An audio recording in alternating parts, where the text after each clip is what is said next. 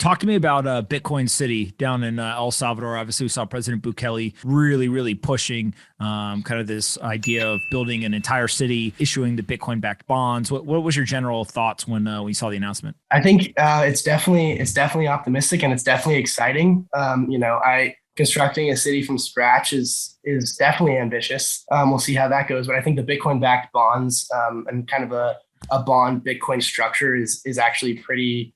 It's pretty interesting in terms of kind of a fixed income from a fixed income standpoint. I mean, I don't want 6.5% yields, and for the most part, I probably would just buy Bitcoin.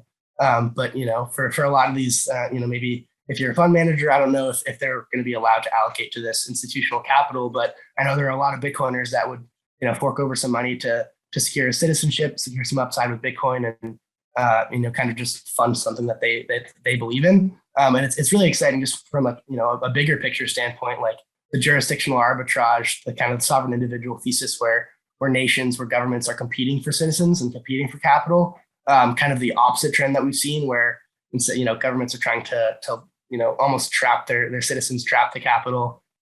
It's exciting, and I think that's what Bitcoin kind of brings to the world. And seeing these first dominoes fall is really exciting. Yeah, what's fascinating about it is if there are institutions that want to buy bonds, but they can't. And so this is a way for, or I'm sorry, they have to buy bonds. They can't buy Bitcoin. This is a way for them to buy bonds, but get some underlying Bitcoin exposure, very similar to a bunch of folks who were allocating to MicroStrategy and their unsecured notes, right? You could basically get some exposure there, or you could buy MicroStrategy stock and get some indirect exposure to Bitcoin, almost like this tracking stock for a period of time.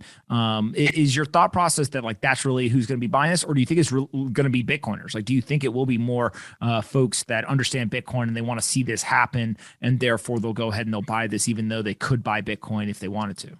Yeah, I think it'll probably be a mix of both. I mean, I haven't I've talked with some people, but haven't had too many high level discussions on this. More just kind of gauging the sentiment on Twitter and reading the official kind of Blockstream posts and what Bukele is saying. But I think from a kind of like a securitization standpoint and like a digital asset standpoint, I think maybe that's a little overhyped when people say just throw around the word digital asset. Like it's kind of a buzzword in a way, but I think like kind of being on native Bitcoin rails with the Liquid network and what it's I think they're teaming up with Bitfinex.